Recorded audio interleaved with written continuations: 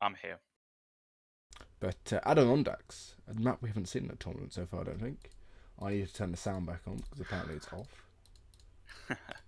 Well, I mean, it varies depends on the map pool. So we've seen essentially all the map pools being played over the last couple of weeks, and so this may be the first map pool that these two teams have played on. So it might be the first time these two teams themselves have played on Adirondacks. But we've seen multiple games on this map so far, including TLS versus Maito last week. But we started into game number one between these two players, between the Bigs and the New World Challengers. We have an Ezad spawn into the east of the map, playing as the Indian civilization. Ezad is a colonel and probably the hot favourite in this matchup. His opponent, theonlybaus, spawning into the west of the map, playing as the Russians civilization. Interesting matchup for game number one, Brian. What do you think of this one? Yeah, so normally you don't. Obviously, you see this matchup quite a lot. You saw it a lot in the first TPL because of the prevalence of non-TP maps, and obviously these two civs on non-TP are really, really strong. But yeah, so this is quite an interesting matchup because obviously Russia is one who's aggressive, and if India can hold, they tend to do very well as a whole in a matchup. But yeah, yeah, so it should be quite an interesting matchup. But map balance, as you said, is fine. There's nothing wrong here, but yeah, this is quite an interesting matchup and one we don't really see too often because of how many TP mats there are. Yeah, so we used to see this matchup quite a bit on maps where there wasn't many trading post present, but recent changes in ESOC Patch suggest that you can get experience points from native civs. So the fact that there's a notion of a no TP map now just doesn't really exist. So it's nice to see that this matchup is back in the books. Both players possibly looking to play forward. This is a map which doesn't give you much room to play economically behind your town centres. So I'm expecting both players to be putting up their aggro forts and blockhouses and try and kind of push out and contest the mid-map area. Yeah, with the mid map, you do have a lot of resources on this map. You also do have quite a lot of treasures. I don't think either player's actually picked one up yet. Oh, no, they have 40 wood for Ezad, 50 coin for the only boss, and 40 wood for XP even for Ezad there as well. So both players getting some nice treasures already. And there is an mature bear cub which they can pick up, which isn't too useful. Did you And see? So the last recent two treasures were 75 food for Ezad and 90 food 90 for for Only So thereabouts, both yeah. players getting lots of food. Russian hoping to get an idealist 14 village up.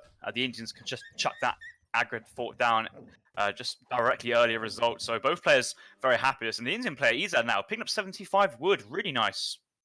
Yeah, 75 wood being picked up, which obviously is a really strong treasure, especially for India. Allows you to not have to chop as much wood, which obviously is a slower resource out. And we'll have to wait and see what Izad goes up with. Probably an aggro fort, probably just in his own base. We'll try and herd back that elk, I believe. So that's his second hunt. He wants to pick that up. And Russia, we're probably going to be seeing going 2 villagers forward. Although no villagers have gone forward yet, and that signals to me that it's somewhat quite late for villagers to actually go forward. I think in this one, Russia player would actually like to drop an in-base blockhouse. I don't think he only needs to go too aggressive. But having said that, though, two Vils are moving forward and actually moving with waypoints directly on top of that silver mine. Is actually he's dropping in-base Yeah. aggro. Hopefully, he can start working on his elk hunt straight away just to get that safe. So he has another hunt to work with. However, his additional hunt, let's say his third hunt or the second hunt outside his base, is starting to walk off a little bit to the north and may need to do something to put that under control. Yeah, so obviously, as India, you're the one defending this matchup. Mostly because Russia just gets so fast and mass early on, right?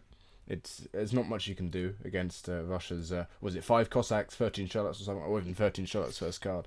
It's just insane for India to be able to deal with, especially seeing as India ages relatively slowly because that wonder is slower than a normal age up. Oh, well, Um, that's a very forward blockhouse as well. yeah, it's That's really forward as well. blockhouse and TC on the same screen and then some. Yeah, but that Aggro Fort is really close to that CC, so obviously the Aggro Fort does do a bit of damage itself, 25 area through. It does act as a big barracks as well, with a lot of HP, 5 hours and HP, which is the main importance there. And obviously at town centre, when you put some Vils in there, it can do a lot of damage, 90 damage a shot, which if you send CM, which Ezad does have in his deck, we look at his deck, a couple of water cards there, but CM is the big one here. If he sends that, Russian units pretty much melt. But I don't think he will be. Normally, the meta for this is to send foreign logging first, and try and sort of defend with Gurkha from the TC, not with TC, the Agra Fort. But at the same time, if we look at theonlybaus' deck, pretty standard, right? There's not too much to say about that. It's yeah, I had a quick look. The Russian deck looks very standard. The one thing I would say about Ezad's deck is it looks like he's traded the Desert Terror card for 2 Caravels. Desert Terror is one of your upgrades to your camels, and so if this goes into prolonged H2, which the Russian player really wants to happen, the Indian Civ will feel in a slightly worse spot than they would normally be. Desert Terror helping their Gurkhas and Zams versus their respective counters. 5 Cossacks, first card from theonlybaus on the field. No supporting units just yet, though. Yeah, so no supporting units, but 5 Cossacks, especially because you've got those 2 Seaboy from the edge up. They don't really do too much, but there's the 10 Strelets. A quick wall coming down for Ezad. It's late, though. It's a late wall, yeah. Imagine if that was like 5 or 10 seconds earlier, it would have denied all those Cossacks getting in. Strelets are taking fire from that Agra Fort, and of course the Minutemen can be popped for the Indian player. If we look at units in queue, India does have 3 Seapoys in queue, which is somewhat interesting. Oh, spawning wrong side, village getting raided on the coin mine, and he only has resources enough for 1 Minuteman, which have just been called, I think.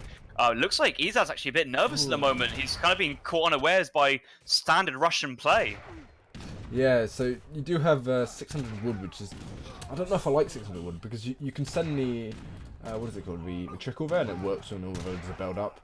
These elephants are doing quite well just to sort of distract all these Strelets, but he's lost a couple of villagers here. 2 settlers going down already. Can't be good for Ezad here. He wasn't able to put up a Minutemen. Those Cossacks are belling up those villagers in that TC quite significantly. A lot of resources just lost here. He did go for a TP early on, so that is working for him when it's still out. But yeah, Russia doing a lot of damage here for basically no loss of his own. And 5 Seapoys being sent, but just a really awkward time when theonlybaus has used up all his Strelets and Cossacks and returning for reinforcements. Ezad, though, look at his units lost. 2 villages going down, 5 Seapoys, and all that idle time, forcing that 5 Seapoy shipment out from the Indian player. It feels like Ezad is on the back foot, even though he's got the score lead. Yeah, obviously Ezad, I think, is ahead on the score because he's India. And Russia tends to have lower scores. Second blockhouse going down for Russia here. So it's just going to be massing more and more Strelets. And this is why you want Gurkhas in this matchup, I think. You can defend quite easily against the Cossacks if you go Gurkha and you get the Minutemen out. Or even you just go Gurkha and you get those 2 Seapoys and the sentries in the TC. But yeah, if Gurkha just beat Strelets here, and unfortunately for Ezad, he's only making Seapoys. Although saying that, if he sends 4 Sawars, a lot of these Cossacks, not Cossacks, the Strelets are just going to get demolished by them. There's a couple more Seapoys on the side there. Sentries do come out and they're going to snare those Strelets. And if Seapoys get in range of the Strelets, they do actually quite a good job. And actually, that second push there was quite bad for Russia. Didn't really gain. Yeah, he only pushed in there with 12 Strelets. I think Ezad is waiting for diplomatic intrigue. He's got a concert down, no concert being researched yet, or no alliance. And could have gone for the Sowers, and that probably would be on the field by now if it was the Sowers. So just maybe waiting for diplomatic intrigue. Just coming now, and we're going to see. I'm going to guess the Ottoman has consulate being researched, and I don't think the villagers will be researched here. I think he's saving it for the Ottoman Hussars and or Minutemen.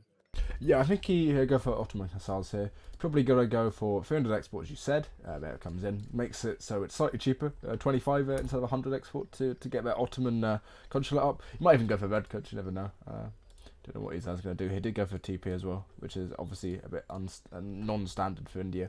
But he needs to go Gurkha here, because even if he gets 4, that was it. Is it 3 Hussars? Yeah, 3 Hussars out, 3 Gardner Hussars. He doesn't really. He's not going to be really doing much of it because of how many musketeers are there. And obviously, I think Strelets even trade okay under 2 blockhouses. So really, Baus needs some other units as the Gurkhas are being trained. Gardeners are going to go and raid, I think. Yeah, the Hussars go out for raids, and actually, I'm not enjoying this move from Ezad a little bit here. If the theonlybaus pushes in, these Gardeners are great for snaring the army, especially when you have many heavy infantry behind of the Indian Seapoys. These guys want to get up close and deal their damage. And if you have heavy cavalry units like the Hussars snaring at the Russian army, then these Seapoys can close in. Otherwise, you could just go for Gurkhas and try and outrange the Russian army, which is also doable. But then you do expect the Russian player to go, as you see, 700 coin, 600 coin, and go full into Cossacks. He's currently massing off on Musketeers and Cossacks based on those 2 coin shipments. But 2 coin shipments here, not necessarily standard play from Russia. Yeah, not massively standard, but again, I think massing Cossacks here is quite smart. You don't really think India's going to be making too many sepoys here because of the Strelets, obviously.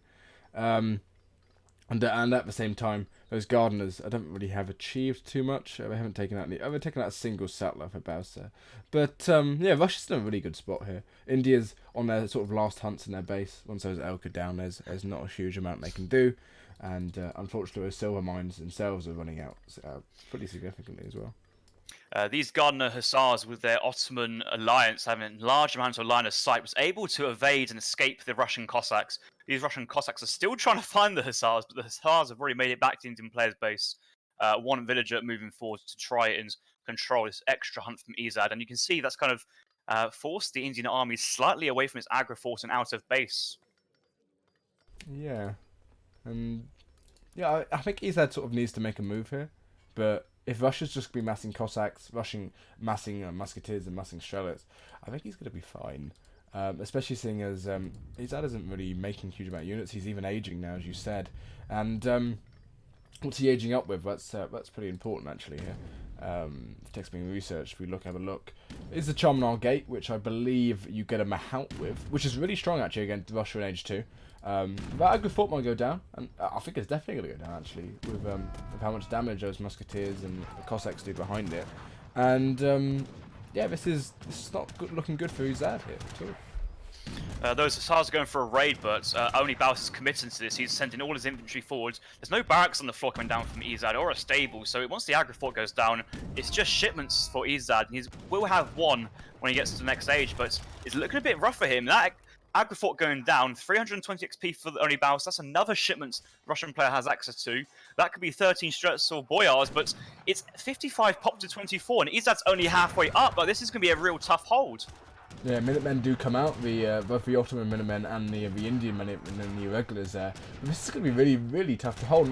I don't think that Mahout's really going to clean it up unless all those Cossacks go down and he's able to get the resources for 2 Mahouts out. There you go, 350. If he gets 250 resources, food, and just sends it as soon as he gets up, maybe he'll defend it. He will be bailed up in that town centre for a long time.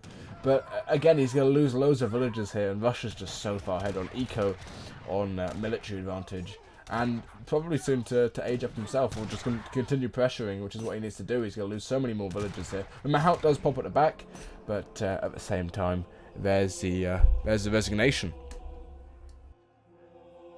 Yeah, those Gardner Hussars come in quite late. It feels like just slightly at the wrong time once the entire Indian army had already been lost.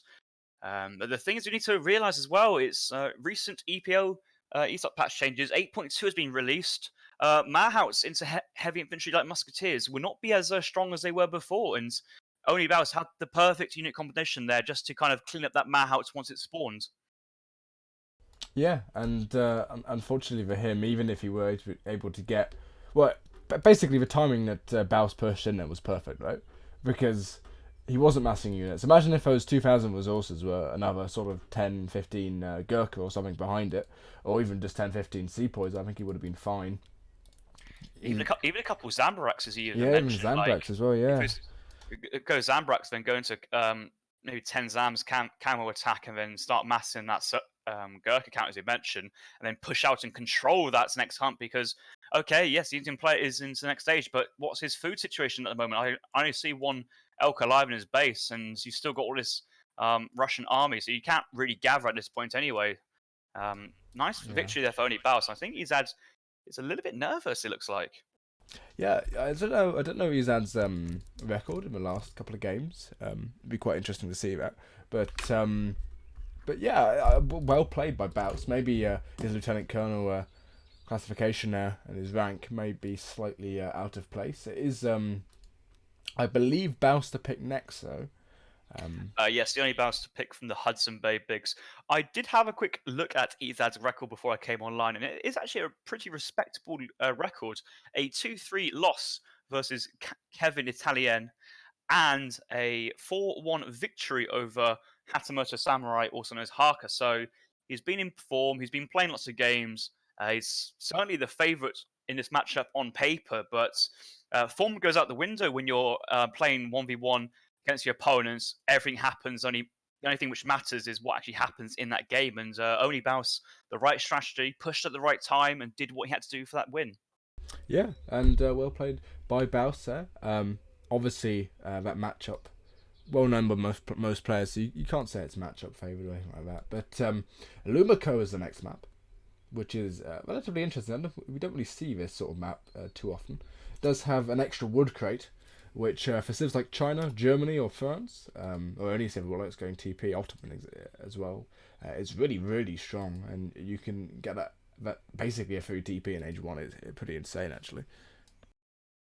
Yeah, it feels like it's a map where every single civ really benefits this map, except those which don't really feel and make use of the early wood crates. I'm thinking of civs like Russia and the Dutch struggle in this map, but other civs, it's like a ticket to paradise. The British get extra manor houses, TPs for the French and Germans, a double TP for the Ottomans as well.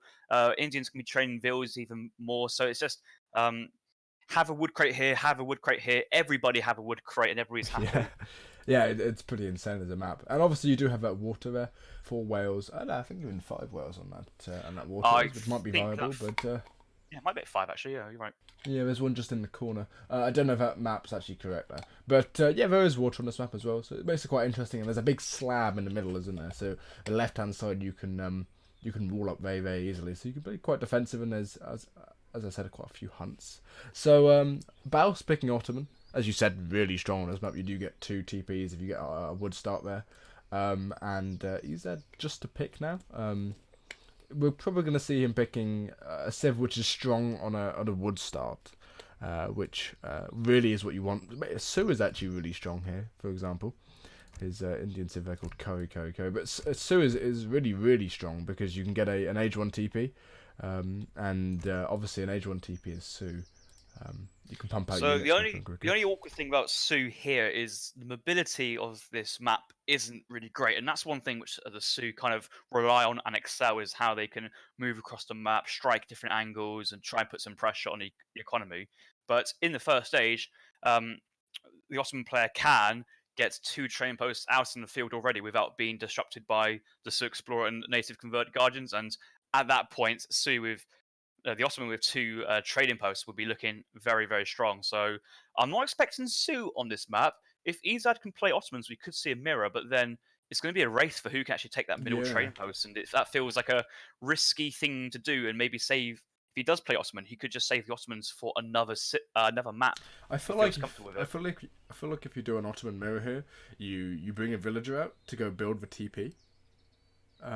Like you go to the middle TP, and obviously whoever gets that then brings a villager and builds their TP. But this is pointless now because he's out picking Germany, which again is really, really strong on this map. I don't know if it's particularly amazing against Ottoman, because Ottoman, as you said, do get the 2 TPs, and that TP line is going to be extra important with these 2 civs. But yeah, it should be quite an interesting match. Yeah, so about this matchup, the only thing I would specifically say is if the Ottoman goes for a fast fortress to the 3rd age with a tower, Germany's game plan is very, very straightforward, and that is mass war wagons or mass black riders, and that's your only objective. So could be a straightforward plan, but having to hold all that pressure in the German town centre will be difficult. We did see TLS getting defeated by Maito's Ottoman pick on this map last week. Yeah, actually, yeah, as you said, Ottoman being quite strong, but Germany can get to a fortress edge, right, and get units out ridiculously easily with the war wagons and just dominate. But it is a coin start, so all that speculation about Ottoman going for 2 trading posts has sort of gone awry. I don't know what Ottoman does here. Actually, you can either go and market. And get hunting dogs, or you can go out with a mosque, can't you, which gives you an XP boost. But yeah, I think a trading post, house, and mosque is just the safe standard thing here. Even though you do have that coin crate, you could just build a market down and then buy another 100 wood, and you can still get that infrastructure of trading post, house, market, and mosque, but you won't have the resources for hunting dogs. And with only a couple of villagers on the floor, hunting dogs doesn't really make that much of an impact early on in the game. We do see only Baus move into the north trading post, capturing his safe TP. He would have probably moved to the center if it was an additional wood crate start. But as there's only enough wood for one trading post, he's elected to go for his safe defensive one, which I do respect that play. Both civs want to keep their trading posts safe because they're very important for each player's builds. And what else we do see on the map? We do see the treasure right next to Ezad, 135 XP, which, looking at this early on, I think this is a big pickup here for Germany. It would really help that kind of momentum going into the third age. Yeah, any XP treasure you get early on is really important, especially seeing as Ezad just missed the pass there, just by a smidgen. But I think the middle TP is better in this map for that regard. But yeah, you can see he's 111 XP away from that shipment. Does just crack shot that bear. The Ottoman Explorer is far away. He's not going to be able to find this. And 135 XP will propel him probably to his next shipment. Yeah, he's 30 experience off. So Yeah. the XP shipment won't matter too much, but the next one after that will be a lot faster. So I haven't actually gone and done the maths or just checked out or remembered what the TP provides, but this treasure, as well as the 3 black bears he's just killed, is probably worth about 3 trading post pasts, or maybe 2.5. It's certainly a large quantity, and you see Ezad is nearly got 2 shipments on the way. He's just sent 1, and he's closer to his second than he is his first. So we'll have a shipment on the second age. Now he's got that TP XP trickle as well. He should have more and more coming in. Yeah, obviously that XP trigger from that mosque is really nice. There's a bit of a bug treasure on the top of this map, which actually neither player can get unless they make a boat. So there's 135 coin that Ezad's just going to get, I guess, or something. I don't know. The only bounce he can get, but you might be close enough. Like you don't have to be directly on top of it, just close enough. But also, yeah, that Jaguar into hand combat, so I think he should be fine. But if he can't, yes, you can. I think. Yeah. Yeah, he can take it. But the contention's still here. I don't know if he actually can. No, he can't take it, can he? Yeah, that's quite interesting. Nice XP pickup though, theonlybaus. So this treasure, instead of it being a 135, was probably about a 40 XP treasure, 10 for the blowgun, and then like 15 each for the Jaguars. So Ezad's having a good old sniff. He really wants that 135 coin, but he too has been left empty-handed by the jade-encrusted Jaguar skull worth 135 coin on the beach. I mean, you could trade 300 wood for. Oh no, 270 wood for 1 coin, I guess. 135 coin if you wanted to. Or you could age with the galley, which would allow him to go get it. But yeah, I don't think that's too important. It's a bit unlucky for Baus, but he did just get all the XP for free, so I guess that's one of the benefits he did have. Actually, a settler going forward for the German player here. I think he's going to go Wall with a choke, which would be quite nice. Sort of stop a Janissary rush. Yeah, because I think you just called it there. If you're expecting your opponent to go for some sort of tower FF, a Janissary rush is one way to rain on your parade and kind of catch you unawares. The 2 trading posts from theonlybaus, you can see on the UI, that should be a good enough clue for Ezad of what theonlybaus' intention is. He has just sent his first shipments in the second age, and his population has remained at 14 out of 20. He's aged up with the governor, which he will scout soon. He may have just missed that outpost wagon from the age up there from the German Explorer, but he should be able to guess in time just to see some coin. He should be really attentive, and yes, he would have now seen it, but 700 coins should be on the floor in about 10 seconds, really, from the Ottoman player. It doesn't take long once you've actually sent it, and Ezad really needs to see specifically what that first shipment is, but I think he's got enough clues that it wasn't the 400 wood to gather that it was just the 200 coin, and now he's on the map to try and find that outpost, which he will scout just about now. See, I don't know if this is really too great. Obviously, you do have an outpost wagon, and you do have quite a strong age 3 as Ottoman, just 2 Falconets, 8 Janissaries. They're really strong. But at the same time, if you get up as Germany, if Germany now goes 700 wood, 700 coin, and sort of follows up, or 3 settler wagon, 700 coin, something like that, and follows up really quickly, and just pumps out those war wagons, which do have more range than Janissaries, and they do take out Falconets quite easily. I think Germany will be in just a fine position, really, as the Ottoman FF against Germany doesn't always do too well. But at the same time, 2 training posts are in favour of Baus, so he's going to have a better XP curve, and obviously that mosque is still there. There's no mosque upgrades on any of the villages, but Baus is already up, and he's aging with the scout, so that's for hussars there. Yeah, I'm having a quick look at Ezad, and Ezad knows what theonlybaus is up to. has decided to go for steel traps as well with that 200 wood. And essentially, why is this important? If the Onlybaus had some reason went for a Janissary push and and Ezad didn't scout it, he just doesn't have the wood available for a stable or a barracks, and he's kind of committed to the whole naked fast fortress up behind and follow the Ottoman player up. So slightly risky play, but if he had done scouting, it would be a safe decision enough to be calculated. Only a 5 Jan shipment from the Onlybaus can really ruin it if he tries to push in for a raid, but looks like only Baus is saving that shipment for the Fortress Age, and Barracks coming down by the outpost. I think Germany is probably going to get up roughly the same time as Ottoman here, because he's sent 700 coin. Obviously, 700 coin isn't the best shipment to send as Germany as your second shipment. Normally, you send 700 wood in the colonial age, which allows you to get some of that infrastructure up. But yeah, he's up. He's got some nice upgrades, hunting dogs and placer mines on his settlers. He's going to be up roughly the same time as the Onlybaus, and also has a shipment ready to go. So if as soon as he gets up, he is obviously going to miss out on that 700 wood, I believe. But yeah, 3 war wagons as soon as you're up, I think sort of does a lot against Germany here, especially against Ottoman here, especially since he's got a stable in the back of his base, which Ottoman might not be able to spot. Yeah, it's a good choice from Ezad. He stopped steel traps. Hopefully he does not get it anymore, because if he went steel traps, then he would need to have bought 200 wood to get the stable, but that means more coin not being pumped into war wagons, which he needs now. Onlybaus doing this exact same strat which Maito did, 4 Hussars and 5 Jans running straight into the German player's base as soon as he gets the age up, and will cause significant amounts of idling while Ezad trains a batch of war wagons and sends 3 war wagons first card, and you can see he's actually caught out all these Uhlans as well from Hussars, and it feels like these Uhlans kind of have to trade off now when they really don't want to.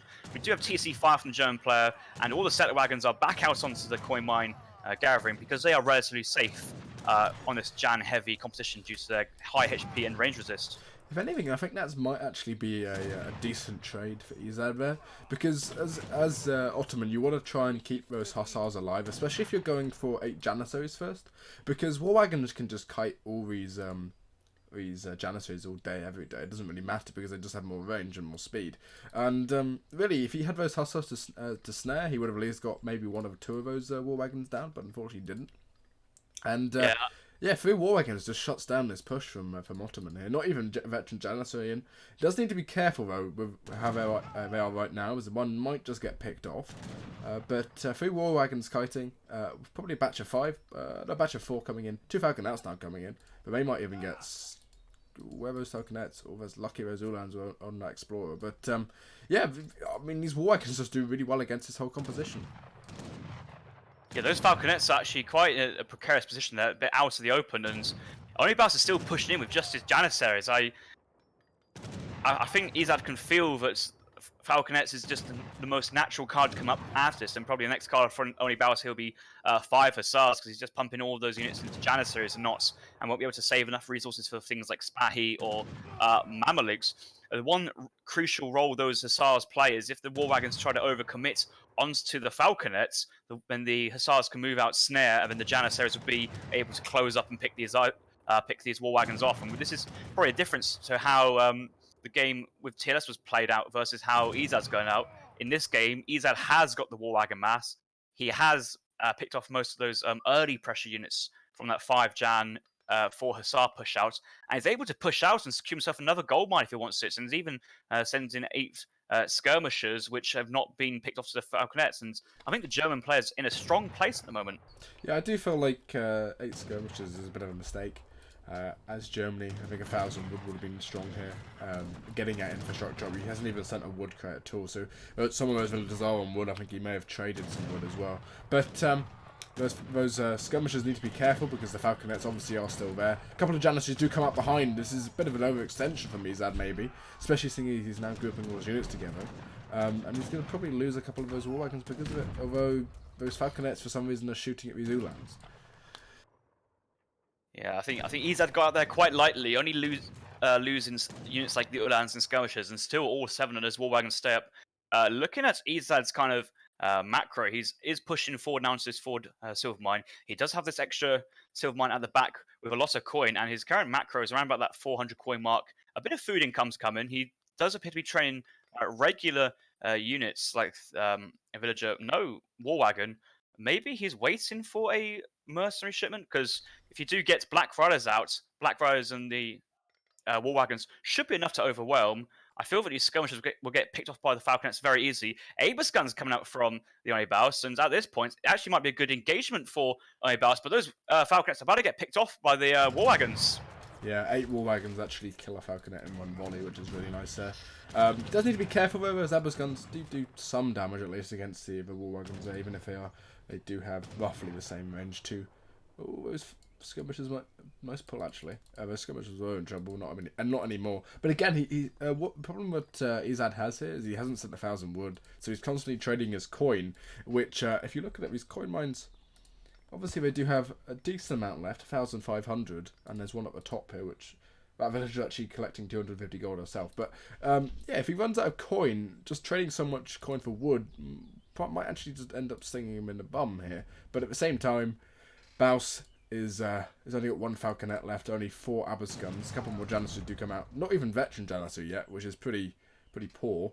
But yeah, this doesn't look good for Baus, and the other Falconet's going to go down now as well.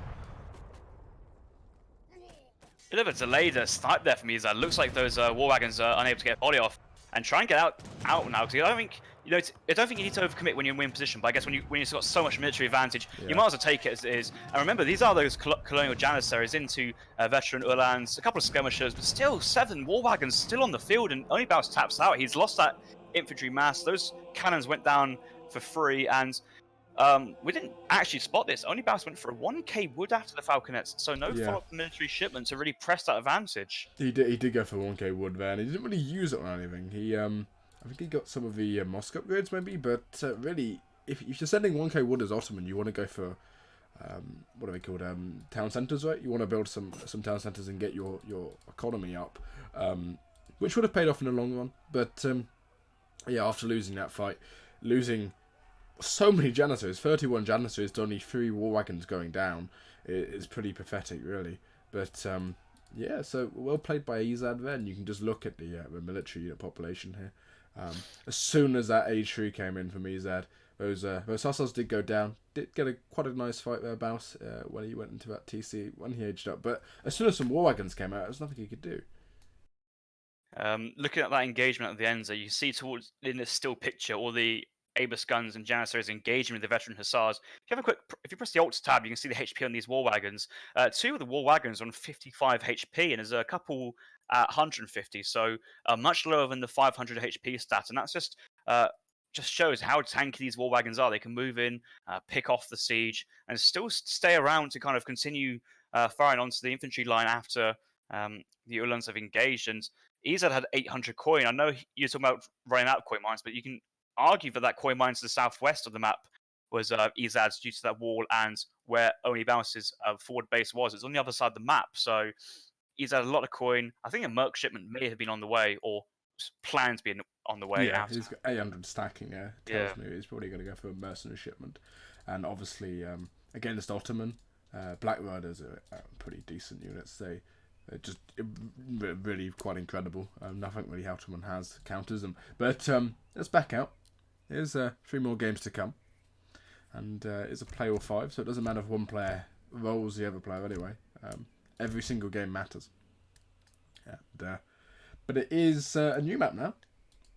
Tupero, I think it's called.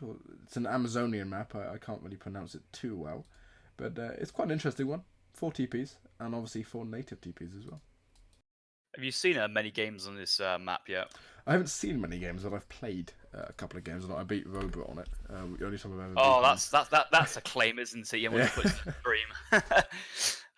So this map is a very, very wide map. I do believe in this most recent patch, 8.2, the actual size of the map has somewhat shrunk just a tiny bit on the sides, just to kind of make it a little less of a large map spawn. Lots of hunt available. Quite close horizontal distance between the 2 town centres, but we see very wide. 2 variations of the TP spawns. The one you see on the top right with the 2 separate trade routes. There's also a trade which also goes through the middle of the entire map on the other variation with 4 sockets on there. So that will dictate the play a little bit in a French versus Japan matchup. Depends on the TP, how it's spawned, may dictate of how the theonlybaus wants to play this. Yeah, because I think only the only bounce is going to be the one who's quite aggressive here, right? This map is pretty good for Japan, as you said. A lot of hunts scattered around means it's good for shining. I think we saw a French game. I think it's France versus Portugal. Nushuba versus someone. I can't remember the other player, unfortunately. But it went really, really late game. With Bastion Walls coming up and what have you. I believe you casted that actually, Harrison. Yeah, that was a really exciting game. It was about 40 minutes long, but we see lots of interesting games. And another game we could even briefly mention was Maito versus TLS, French into British, and Maito playing as a French went for a fast industrial. Yeah, you don't I see think fast I did industrial too often. Yeah, actually, French fast industrial is pretty good. But this game, France versus Japanese, I don't think we're going to be seeing too many fast industrials from either player. It is either spawn which is either side. Apparently there's tango in these legs. It's very orange, but I've just noticed that. it's really orange. I think the texture's been changed because there was some complaints of the animals not being able to be seen. I think once you get over the fact that it's been changed, I think you'd appreciate why it's been changed and the actual end result. And actually, the mini map is questionable, but the actual map itself, not the mini map, the map of the ground, actually quite pleasing to see. So yeah, that is a nice positive change for this map, and even Ezad's caught off by this mini map spawn. Yeah, and if we look at if we have a look at mines and stuff, I think they're pretty even. Yeah, they're pretty even. Hunts and stuff are fine, but I believe there's some really nice treasures on this map. There's 70 wood here, which France is going to spot. It was a wood start? It must have been a wood start because no, I think it was just a normal food start. So there's a marker going down for France. Going to be chopping some wood, and we'll go to that silver mine as well. And apparently the size of the map was reduced as well, which is somewhat interesting. But yeah, 100 food here. By the looks of it, the Japanese explorer might see that, and 90 coin already been seen by the Japanese explorer. Nobody picking up any treasures yet, except from 40 food. But yeah, quite an interesting start for both players, neither having the wood start that they want. Ezad has scouted this 100 food treasure. He looks like he's going back to it now, but he really needs his second monk. It's on the other side of the map. One shrine already thrown down by Ezad, and the second one being placed straight away. So no constant build coming out from the Japan.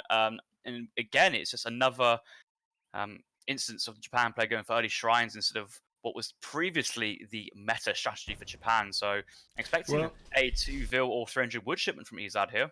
Well, if you have the 200 wood start, you don't tend to go for the consulate because it's quite hard.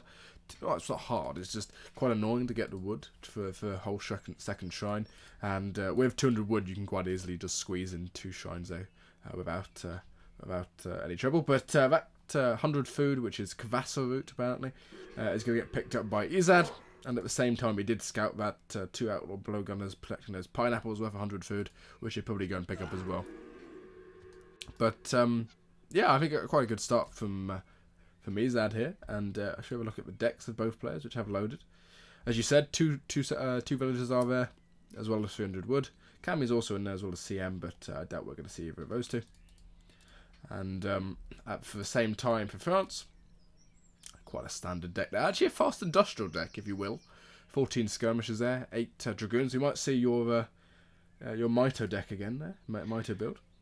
Yeah, I mean, the only thing I'm a bit concerned in this deck, it shouldn't be too concerning, but like, you're playing versus Japan, and they do have Naginata Warriors, but they don't primarily focus on their cavalry departments. We are not including the 6 Curious Air card in the Age 4, which I think is probably a slightly stronger card than the 8 Dragoons in the 4th Age. 14 Skirms, so nice card, as well as the 2 Heavy Cannons. If there was any fast industrial, I would probably assume that the Heavy Cannons and the factories would come out before the other 2 shipments. Yeah, might be a bit of a contention here between the... actually, no. Apparently, Baus hasn't seen it. But 100 XP is going to go to France. And, oh, wait, maybe he's walking over there now. But that Divine Strike does come in. And if his Ezad wakes up, he's going to see it. Yeah, there you go. These trees are weird. They're like floating. But I mean, they actually are trees. It's like cactuses, but a cactus having 300 wood. That's interesting. Yeah, look like cigars on the end of pom-poms on the end of them. But yeah, trading post going up on the left-hand side. This trading post line is massive though. Of all maps, it's pretty huge.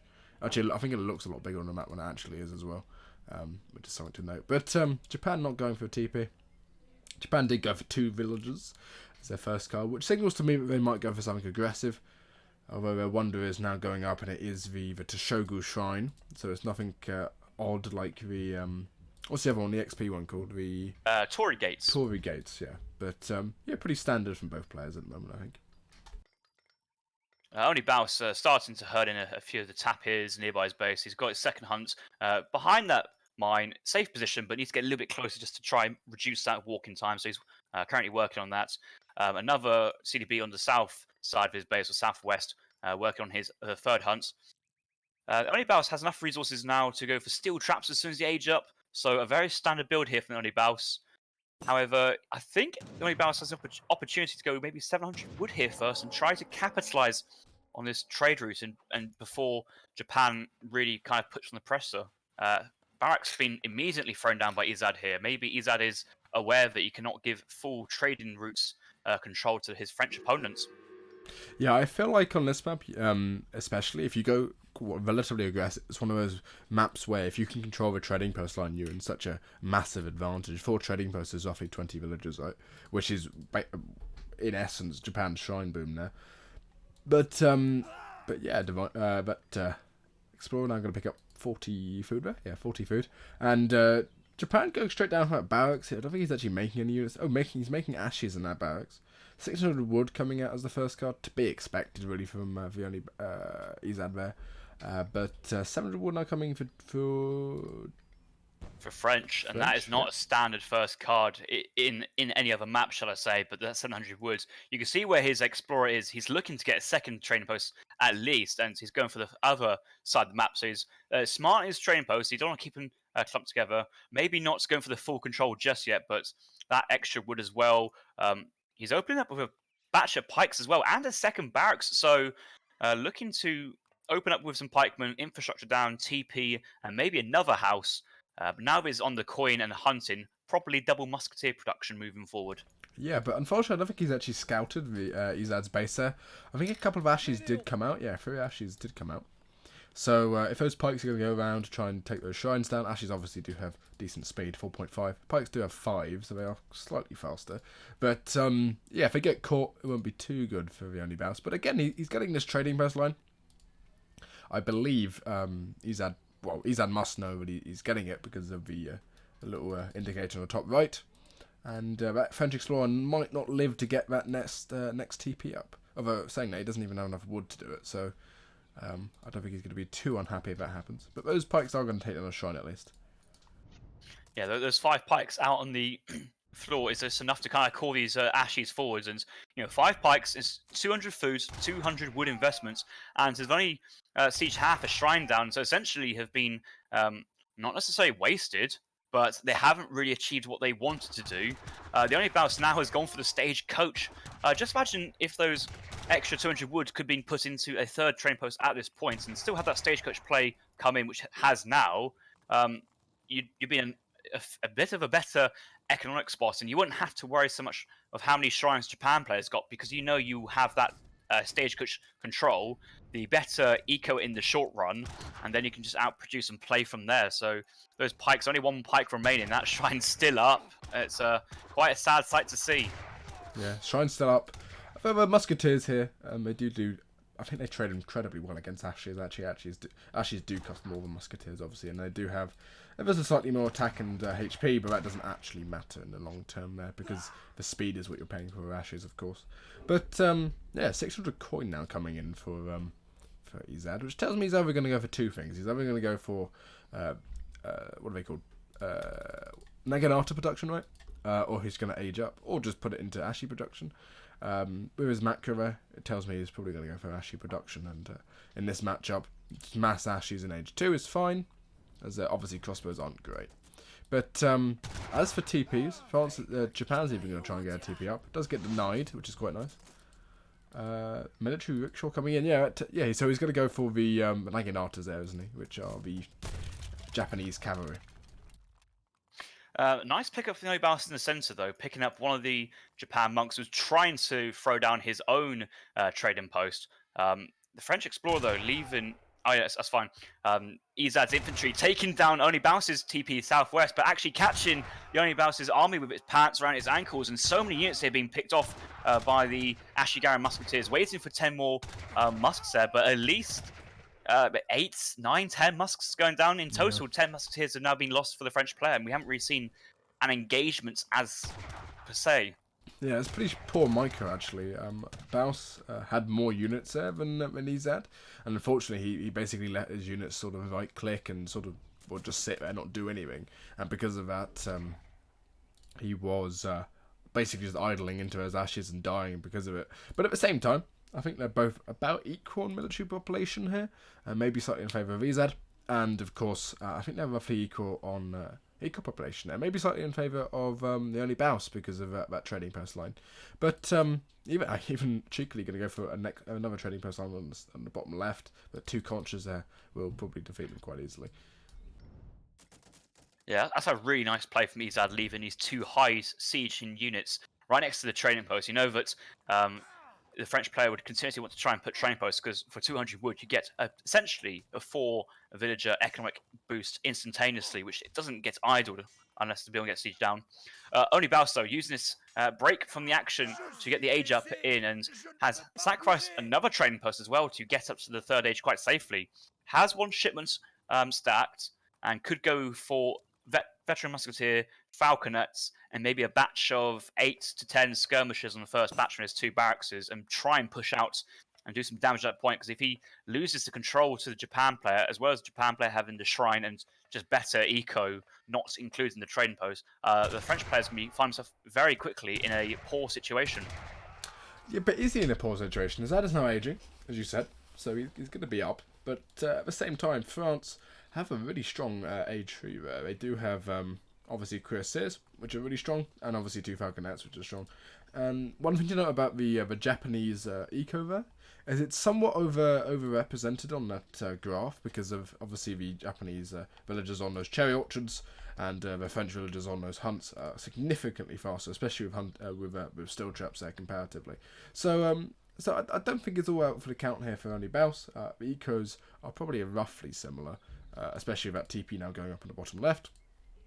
And yes, at the moment they're in a good position. I was saying is if you lost the control to Japan, so Japan if you lost them on for themselves. And there was a point where I thought that actually may happen, because of NWC is kind of sitting back, waiting for that falconet, waiting for that tech to come in. Ezad's army was out on the map, but it looks like both those explorers are nearby, and just not enough wood income there. And NWC even managing to fend off where those was it the Kobayashi? No, the Konsha Yamabushi. Yeah, I'm thinking of something completely different there. Yeah. Managing to pick off musketeers, so he's got that TP in, but he's now pushing with these veteran musketeers and falconets, and I think Ezad has to wait for something here. He does have Nagis behind, though, for the flank. Yeah, he either gets the flank with the Nagis, but those musketeers obviously are right close to them. Gonna lose a couple of Ashies there, only 1 actually, not a couple, but the skirmishers this is quite nice. Yeah, it's really nice, and I think the flaming arrows are gonna pop in just a second. That's why you see those falconets going. The falconets out of position as well now, like. They're not out of position. They're actually in quite a nice position. He needs to I would even say go forward even slightly more, Baus, simply because flaming arrows do pop, but falconets, when they do pop, are actually quite good against falconets. Well, the other way around actually. Falconets are quite good against flaming arrows, but again he's pushing forward here. Cause of 1,000 wood. Oh, Naginata's not coming in instead of flaming arrows. That may have been a mistake. Nagi's coming from behind. Gonna get some nice shots off on those falconets. One of them is still high HP, and the other one only 31 HP. So a nice trade from Ezad here. And France's units are all snared here. Ashes are faster, of course, and unfortunately for the NWC, his units just don't do too well against the mass of Japan here.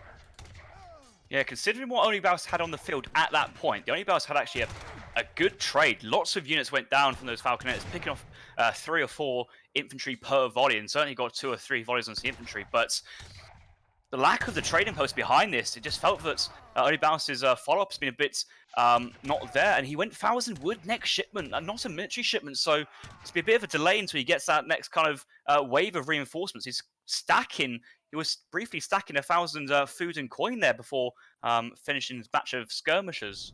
The question here really is, what does he do? Does he go for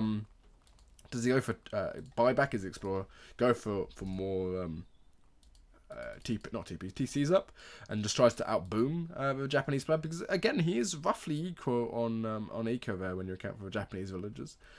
So yeah, I mean he's not in an awful spot. He's obviously behind, and Japan is obviously really, really strong when you get to that fortress edge. You get those upgrades on those Ashis. Would not be surprised if you see Ashi attack coming in, or close combat or something like that, and they just destroy the musketeers from the French player. But again, 8 skirmishers now coming in, and I don't think the Japanese player can really fight this, just because of the number of skirmishers that France has.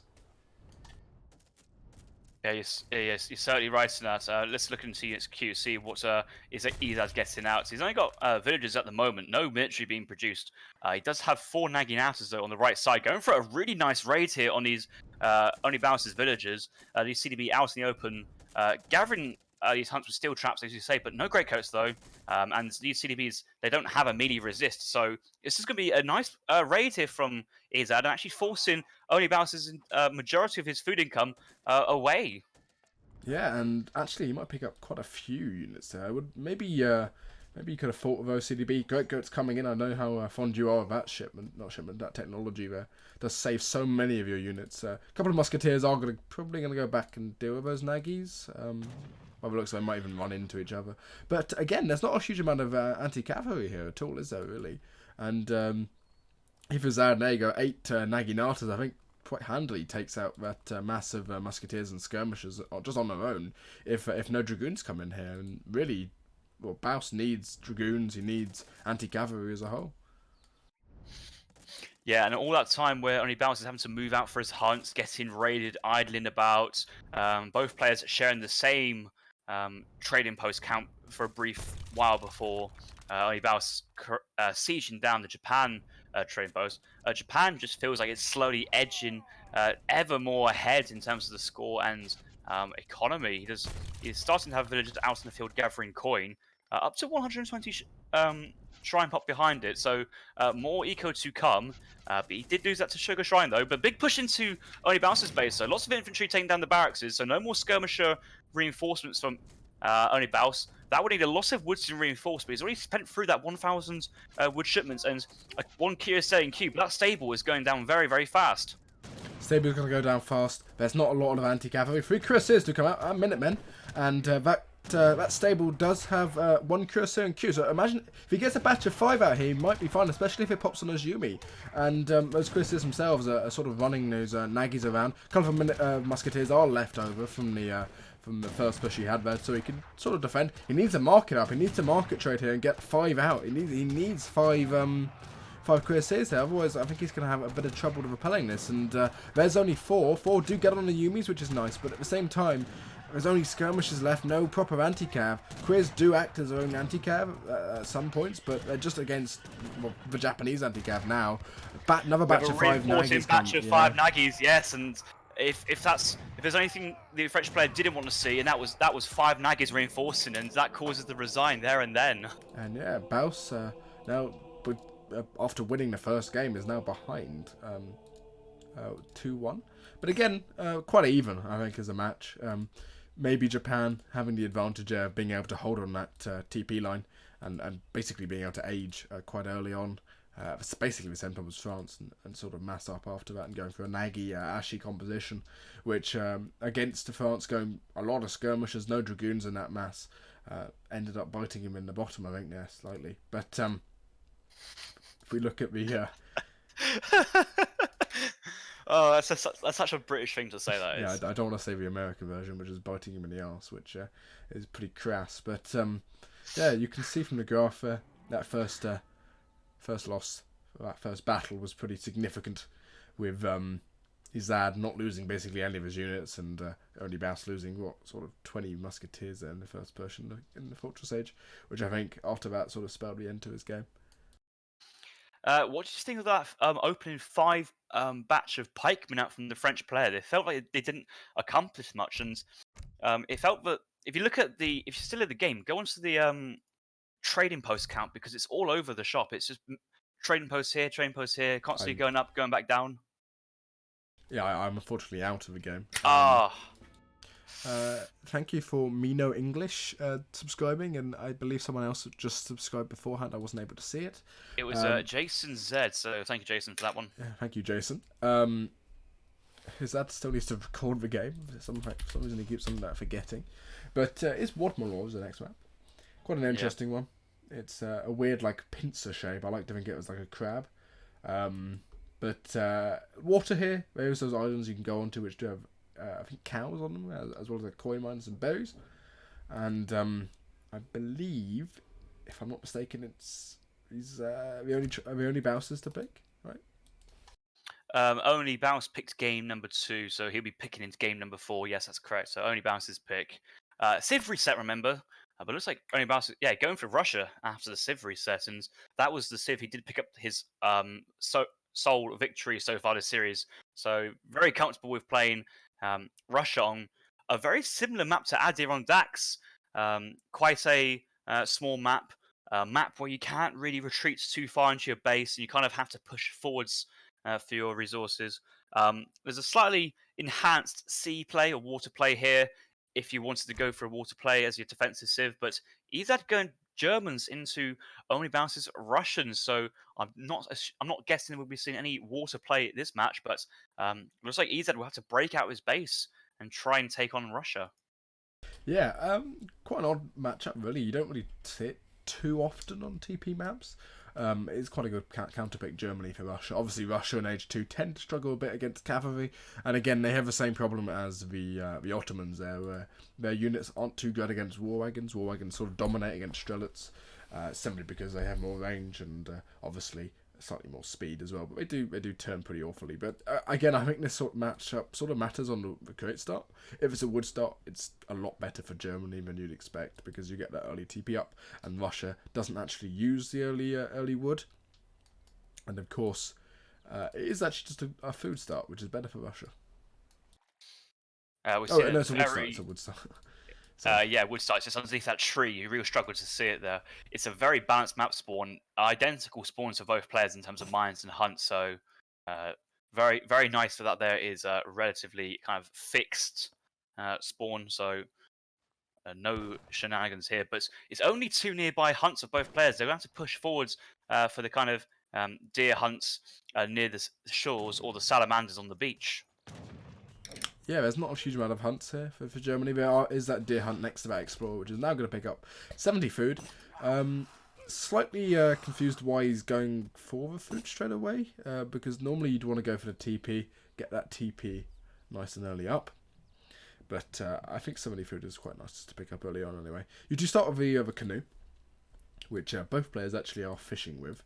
I don't know why they're really doing that. Fishing is so inefficient with that canoe. You can you see this treasure over here. You can take that with a canoe and it won't go back. So that'd be basically 370 food. Would have actually collected more than the canoe would have picked up at all. But again, you can use that canoe to ship some units over to this other island, which does have 2 cows on it and 3 berry bushes, which might actually prove quite useful for Germany because it allows you to continue collecting when you're bailed up in that TC. But yeah, Germany going there for a relatively late TP on the left-hand side here.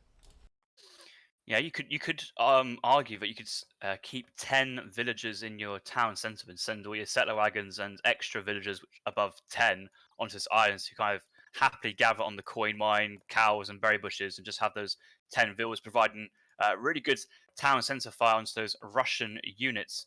Like, I guess the process of moving settler wagons from your starting town centre with these 2 real defensively close tin mines to the other islands will just lose lots of resources initially, just due to the fact that they're not gathering, and having to move your majority of the eco elsewhere is probably not what the German player wants to do. And ideally, just defends it in a standard way and be able to break out his base on land and not have to resort to that defensive island. Yeah, and obviously berries are pretty poor, aren't they, comparatively to hunts? So you don't really want to go on that island if you don't have to, and it is quite easy to raid the island, especially for Russia, seeing as they do start like canoe as well. But if we look at the decks of the player, I think that's something which is quite useful to do.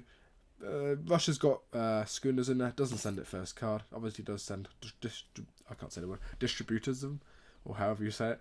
It's a horrible word to say, isn't it? Yeah. Distributivism. It's the V in there as well. The tivism. It reminds me of that word that people used to say at school, which was anti-disestablishmentarianism, because it was funny to say a long word, even though it's completely useless. But yeah, Germany's deck's pretty standard. No water cards actually in Germany's deck. So if Russia went for a water play, it'd be very hard for them to punish. So we have to wait and see what Ezad and theonlybaus does. Did go for a market early on, which signifies to me that he's probably going to be somewhat less aggressive because of that. But at the same time, that Cherokee rifleman coming in for Ezad will actually allow him to probably just deny a forward blockhouse if he plays it correctly. It does have a malice against villagers though, of course, now. But yeah, if you catch the villagers early enough, you should be able to. If you catch the villagers walking out now, you should be able to get one. Villagers starting to leave the base. You can see how the theonlybaus has got his explorer forward just to kind of scout out where Ezad's kind of scouting party is themselves, and the fact that theonlybaus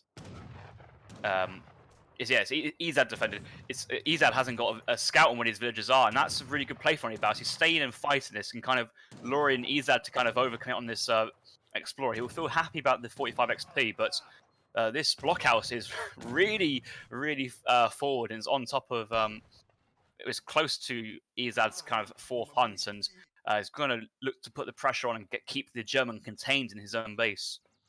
Yeah, and if Germany does get contained, that hunt, that deer hunt, is actually quite significantly far out here, isn't it, really? It does have berries in base, so you can go on those if he needs to be. But, yeah, it's quite far. He did go for 5 his left TP, which is quite nice. It means he's not going to get as punished for it. It does pick up 30 food right next to that blockhouse, but an explorer does spot it. Although the explorer might actually go down. Yeah, he's going to get away, thankfully for him. But yeah, I mean, this is really good for Russia here. They've got so much map control about one blockhouse going down, and Germany, I think, has to do something to push out here and secure the hunts and mines that he needs to sort of propel himself into a powerful age 2 or age 3, really. He has enough resources in base to get up to the third age. It's just whether Ezad feels safe enough to do that risky play of going up to the third age. If you do get to the third age, war wagons outrange anything Russia can do in the second age and do very, very well. So that is Ezad's dream situation, but I'm not too sure the theonlybaus will let Ezad do that, especially as we saw how he played the first game.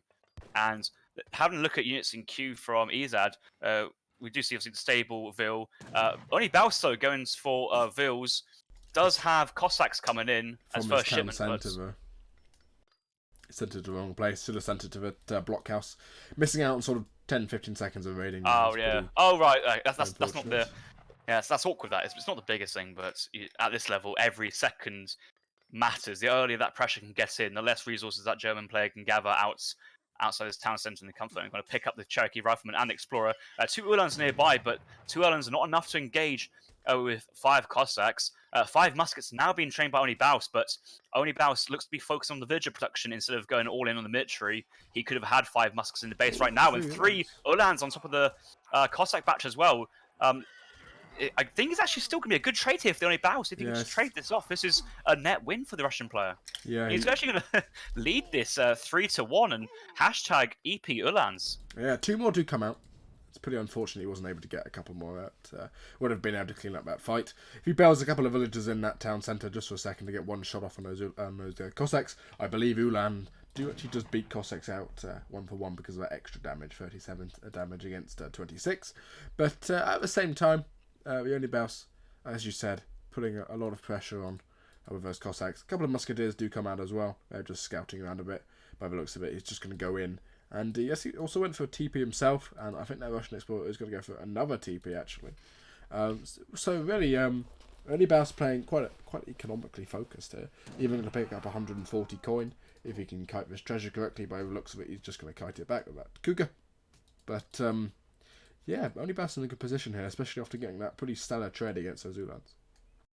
I wonder if we're going to see the same build order in this game from the Only Baus as we did last game.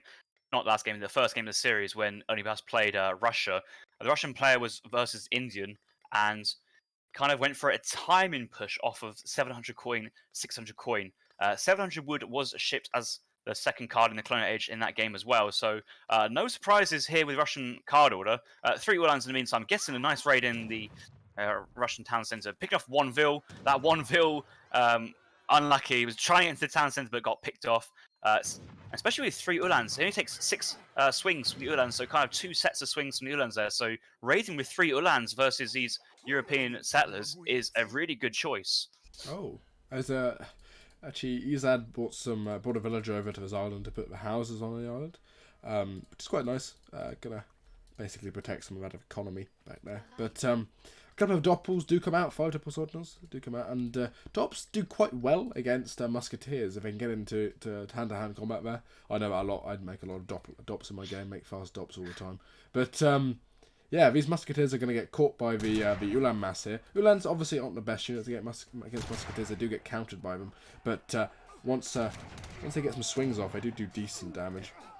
Unfortunately for Ezad though, another 5 Musketeers in queue. 5 did pop out. Now fighting underneath Blockhouse, and these Musketeers picked off all the Doppelsonders now. Can basically go into hand combat at this point, especially with these 5 muskets from behind. This should be a snare and a nice, good trade here for Only Baus. And you see, Ezad's having to kind of run out of it. He's kind of half committed, half not. He's lost so many units there, and that was not good for Ezad. And those Doppels into Musketeers feel very awkward. Imagine if they... Well, actually, Dops into Musketeers are fine. If they get the snare off, they do quite good damage, because it's basically like having a Cuirassier in Age 2 when they're just sat on there. But, yeah, imagine if he waited about 8 crossbow shipmen and went it in with that. He would have just cleaned up completely. 8 crossbowmen against that Musketeer mass, and with a Dop snaring them would have done incredibly well. And but he just didn't get a good fight there. At the same time, he's head on eco, head on military population even now, even after sending 8 crossbowmen. And 5 Dops do come out again, and this is going to be another push here. 4 Cossacks come out, and I believe there's probably some Cossacks in queue. Yeah, 5 Cossacks are in queue. But again, those Dops, if he uses them well, will be able to sort of clean up those double Ulans, not Ulans, Cossacks. Going into Doppelsonders, yes, nice unit, very strong, but costing 200 resources each. He's not going to the Fortress Age, and Russia likes these colonial exchanges. The scores are now relatively even, and do not mean this situation anyway. He's got 5 of the best anti-cav you can get in the Colonial Age, and Only Baus does have 9 cavalry, but he's still running for it because of this Musketeer mass, and these Doppelsonders haven't got the mass behind it. He's pulling back to his crossbowmen, but he's lost a handful of Ulans on the right side needlessly, and looks like Only Baus is happy to be pushing in at this point, and so he should. Ezad is not looking to be at his strongest points at the moment. Cossacks engaging the Ulans and crossbows. Muskets are slowly focusing down his Doppels in a good position to focus down the rest. Once those Doppelsons get picked off, another reinforcing batch of Ulans here, but another batch of 5 Musketeers, 13 Strelets. It's just the units he wants us to continuously trade off, and Minutemen being called, and Ezad is still nowhere near the 3rd age. Yeah, Ezad making a mistake by having any anti-cavalry there. He didn't even stave a stable going up in Russia's base, which is what's so perplexing to me. But yeah, Baus getting an incredibly nice trade here, and Ezad resigning. Honestly, I think the whole game sort of came down to him not waiting for that 8 crossbowman shipment when he was pushing those 5 Doppelsonders and about 12, 15 Ulans. He would have just cleaned there. And unfortunately for him, that's not how the game sort of panned out. Yeah, I just don't think that the training the 10 Doppels kind of felt like the wise thing to do. And if he had the 600 wood instead of that 700 coin, I think the 700 coin came in because he wanted to think about going to the Fortress Age. I think once he realized he had to kind of commit, he's like, right, I've got lots of coin available. Right, Ulans, Doppels, let's spend these resources. That second batch of Doppels, the first batch of Doppels, they did do some work. That second batch, though, basically got picked off for free against Only Baus's infantry mass, and maybe could have even seen a shipments like 5 Ulans come from Ezad instead of that 600 coin, just to try and kind of stabilize that point and kind of protect his crossbows that little bit longer, and Minutemen to try and trade off. I'll be right back in just about 2 minutes. So I guess you can just continue talking. I'll just talk about it.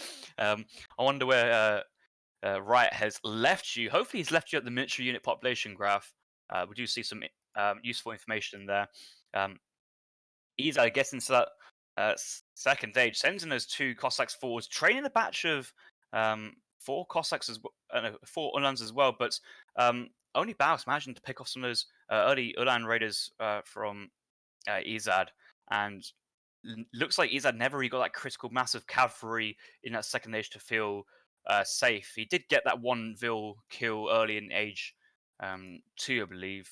Yeah, so 1 Vil going down from only Baus, but like losing 1 Vil versus German, who's raiding and training more Ulans and commits to the second stage, that's a good trade.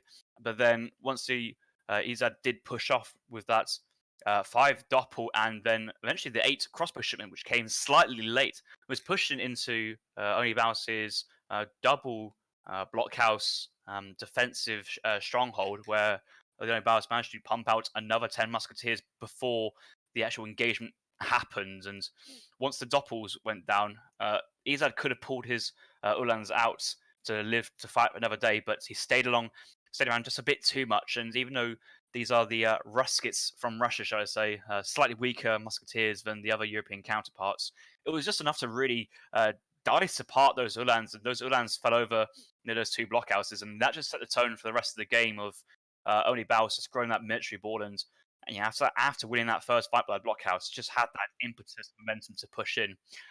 Is it dinner time for you, right? Yeah, but I'm not going to eat right now. I'll finish the game first. But yeah, I think they've already picked Japan versus... No, Ezad's picked Japan. And Baus is to pick, but it is Iowa. I don't know what you were saying beforehand, so I can't comment on it. But yeah, Iowa's quite an interesting map. Yes, actually, a nice map for Japan, I would say. There's quite a lot of hunts on the map, but the hunts are out on the map. They kind of surround that central middle training route. There's certainly each player has extra 3 large bison hunts on their sides of the TP line, but really far away from the base. So prime real estate for Japan shrines, and not much hunts in the base to actually gather from. So both players having their starting bison and 1 nearby bison hunt. But once those hunts are gone, you kind of have to push out further than you'd want to. If Ezad's gone Japan here, only Baus did go for the Ottoman pick on Tuparo, so we could see Ottoman again on Iowa, and with a 3 TP stagecoach or a 3 TP line map, I feel that the only Baus is in a better position than how he played the Tuparo game to try and get total control over the entire line. In that Tuparo, he only managed to get 2 training posts at a time max versus the Ottoman Civ, and only Baus, as he does, follows my word, has chosen to play as the Ottomans in this final game. Yeah, and Ottoman, not really too much of a surprise. We saw him playing quite well in the first game there. Was it first game or was it second game? I think it was second. Second game on Lumarco. On Lumarco against the Germany. But yeah, so obviously Ottoman, Japan. I think Ottoman's really, really strong here. Japan has quite a struggle against civs which go for the sort of early fortress timings with falconets. They struggle against Spain, for example, and what have you. Both Ottoman and Spain tend to play slightly similarly if you're going for that sort of FF build and you just send falconets out. But Japan is strong in Iowa. You do have quite hunts are sort of sparse and out in the open. We do have to look at the hunts if they are even. Coin mines look even though relatively. Maybe 1 more for Ezad, although they're completely even. Mirror spawn. They are mirror spawns, yeah. That's weird. There's more coin mines on the right hand of the map and none on the left. But yeah, it is a what spawn is it? It is just a normal 100 food crate spawn for Ottoman and 3 wood crates.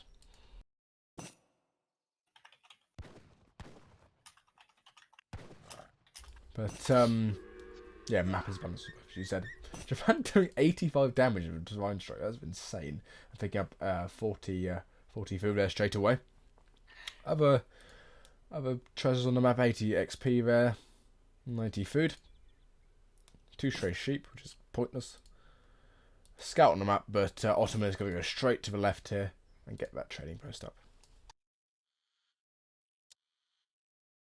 I'm feeling a club rush here from Ezad. I know that's completely out of the blue. I'm just jumping in here. I feel that Ezad actually wants to try and make his mark on the map and get some presence out with some Concha Yamabushis from the Japanese consulate. Those are real strong clubmen, a high siege attack on those guys, and then support with Ashigaros. And I think only Baus, if he wants to do a fast fortress, I think he's going to have to put that tower in base because he knows that the Japan have very strong early heavy infantry options in terms of those real strong clubmen and those fast moving Ashigaros. So trying to go for a mid map tower is a bit risky, in contrary to what only Baus did in game number 2, where he put that outpost in the middle of the map.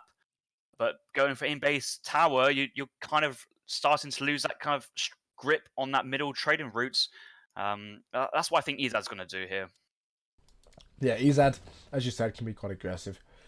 He does have 2 settlers in there, 300 wood, and of course Kami, but again, it's not a Kami start, really. And obviously Kami, I think, has sort of fallen out of favour as a whole for Japan. He's going to see 90 food. As for other treasures, only Baus did pick up 40 XP. Ezad did pick up 40 food for himself and 40 coin. And by the looks of it, Ezad now going to pick up 90 food as well, which is quite nice. Didn't go for the scout, only Baus, which I'm somewhat perplexed by. It's quite normal to go for the scout there, especially seeing as the TP was right next to it. But 3 settlers coming in and 300 wood coming in for Ezad, which is probably telling of what you were saying. Might be going for a consulate rush. Yeah, it's not really a Kami map. It's just you can get lots of shrines out of map, but it's not really enough to justify it. And also the map's quite small. It's not as large as other maps we do play on, like Kamchatka or Tuparo, where you kind of can spread them across the entire map and they're relatively safe. But this matchup does reward forward-thinking, aggressive strategies, and even Ezad going really pushing in, going for the 90 food treasure contention steal. And actually, I think only Baus managed to get it, and that is huge for both players. Both players' age up does depend whenever they get the food. Ezad's just got it now. Only Baus is already on the way up, so I suppose it didn't matter as much. But if only Baus is going to the fortress age, then that would certainly help his resource income to get that queued in as fast as possible again. Yeah, Ezad actually putting out TP on the right hand side of his 300 wood, which is quite nice. That's going to get him a couple more shipments in quite early. Does have 300 export, so if he goes for the club rush, he will go for the 300 export relatively quickly. And of course, he does go up with the wonder there. What's it called? The Toshogu Shrine. But funnily enough, he's brought it quite a way away from those bison, so he won't be getting the main benefit out of it, the shrine ability. But yeah, second TP going up for the only Baus. Baus is now also collecting 100 coin. He is going up with a quartermaster. So this is telling us that he's probably going to go for that FF, which is to be expected against Japan, really. And 2 settlers coming forward as well. No, so the quartermaster, 400 wood. Oh, quartermaster 400 wood, of course. Only Baus is dropping down a 2 barracks. He hasn't got the wood, extra wood from artillery foundry, so it's a barracks or stable or double barracks down. And I think only Baus wants to really lock down the middle portion of the map here, because you could send 1 villager to drop 1 barracks, but 2 villagers seems a bit overkill for just that 1 barracks. So I'm sure once that wood is gathered up for that second one, we're going to see that down, and only Baus will be pleased and be winner with the botto strats and going for just pure Jans for the early portion of the game at least.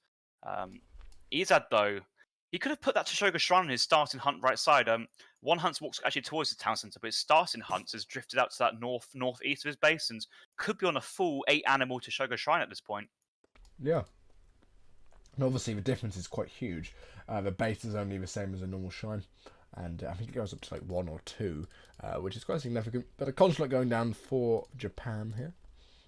Yeah, I've just missed that. So only Baus, single barracks trained units. That remainder would actually went for stagecoach. So only Baus already going for stagecoach and is committing to taking down Ezad's training post. Even sending this explorer to start sieging the training post instead of trying to scout out what Ezad is doing. Yeah, and yeah, artillery foundry going down as well. These have been buffed, so they're only 250 wood. not a buff which is meant for the Ottomans, so it was meant for other civs. But part and parcel of that is it accidentally buffed Ottoman's Age 2. But yeah, so he's going to go for sort of Jan Abbas, play around with that stagecoach up.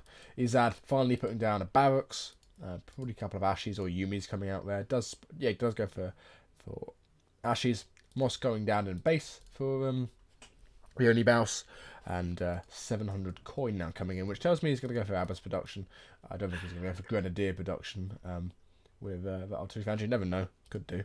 But the stagecoach tech came in once the Travar was by the barracks, and so also completed the rest of that route, giving all that XP.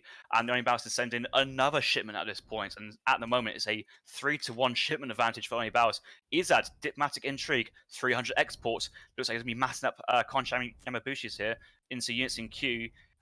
He has just popped out a batch of 5 of his clubmen and still has 300 exports remaining. Could go for the Shinobi Archers, but I think more clubmen will be queued up from Ezad here. Yeah, more clubmen. Clubmen do really well, just because you can use them to snare, which is really quite important. And I think the archers you get in the consulate there are quite good as well. They just allow. They have 4.5 speed, don't they? They're like Ashy goes. But yeah, a number of these Abbas guns do come in. You don't want to be staying underneath the town centre, which is one thing that Ezad does have the advantage of. Obviously, Janissaries are really, really good at staying underneath, but Abbas guns themselves particularly weak actually at staying underneath him. And he is going to go for a stable with that military rickshaw wagon from the Japanese consulate. 600 coin coming in. So this is sort of the same build we saw earlier, where he's going to go for Nagis with about 600 coin. And sort of mass to be able to get that. But at the same time, I think Baus may actually be aging out of this. He's got no units in queue, so yeah, he's going to age out of this. He's still got lots of food to gather up. He would have his TPs gathering the remainder of that coin. He's moving over to try and defend his train post. It's going to be actually really close, though. These clubmen, 37 siege, and there's 5 of them there, so it's around about 160.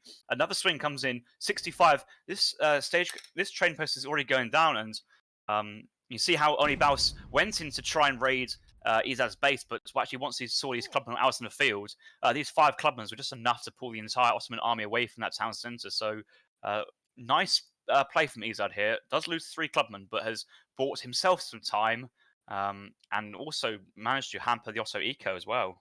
He has to put those train posts onto wood now to get the wood to rebuild that trading post. It's just going to slow down theonlybaus's military mass once he gets to that fortress age. Yeah, and I think mixing in Abbas here was a bit of a mistake. If he just went for pure Janissary and used it to defend, he would have been in maybe a slightly better position, especially seeing as now as Nagis are going to come out. Nagis do particularly well against Abbas guns. Paffin! Yeah, especially Nagis on Abbas gun. This is huge.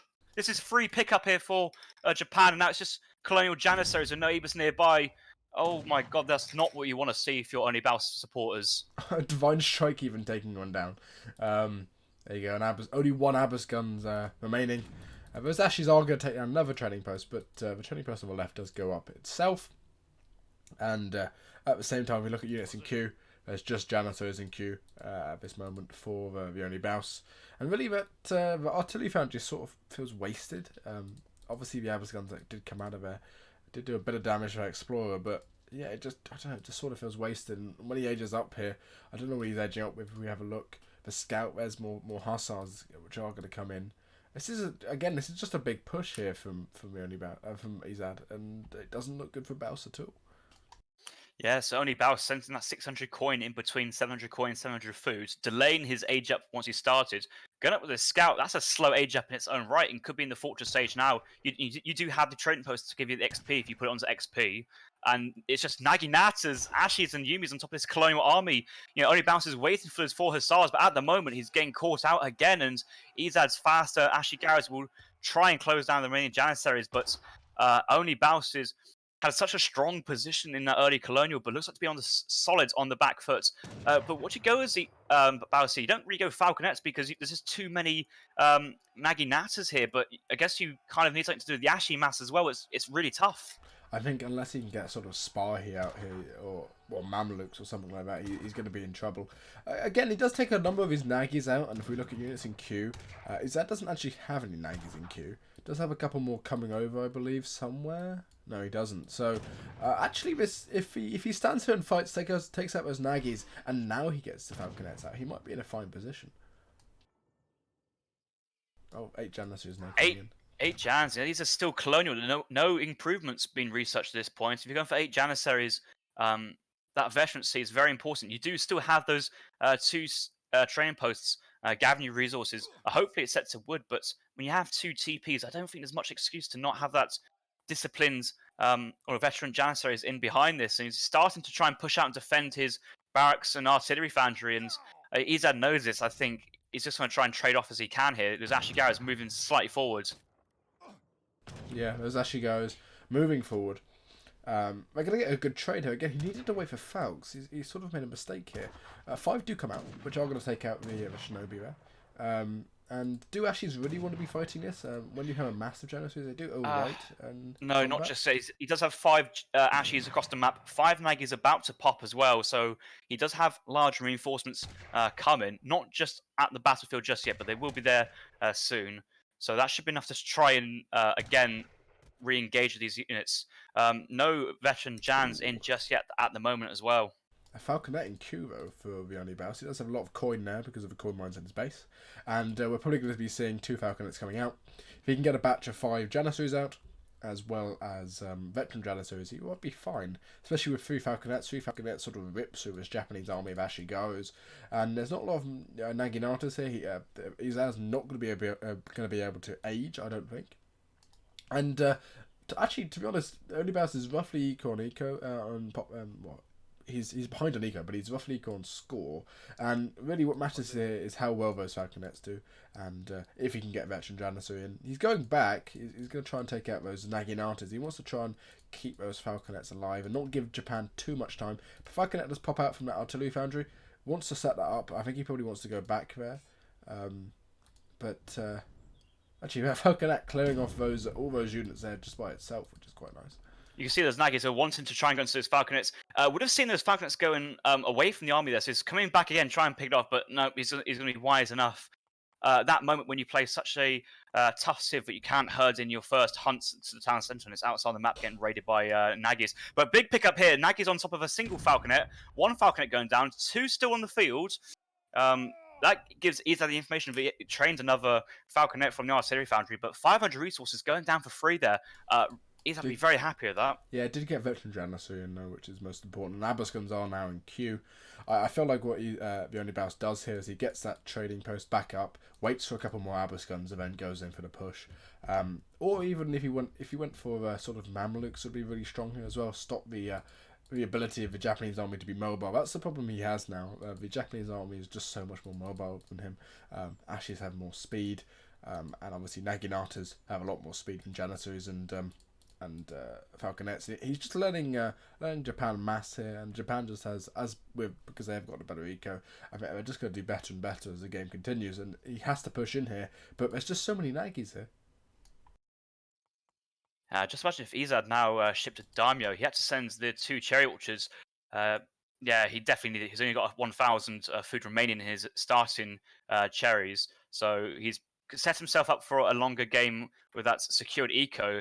And theonlybaus is actually starting to push out, but Nagis do have that ability. They're just flanking from behind because they know that if they can cut off reinforcements, that's a good move from theonlybaus is cutting off reinforcements. But you can kind of see what's going on, and there you go. Daimyo Mosatada's out in the field, buffing all these Ashigaras, and once that engagement happens, even those Nagis will get a bit of that buff onto their stats, and 70 pop to about 45.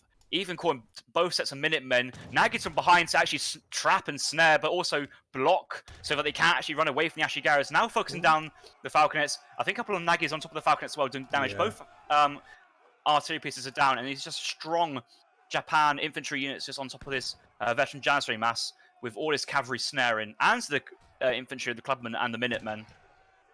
Yeah, this isn't good at all for theonlybaus here. He's lost his mass, and he's just so far behind in eco.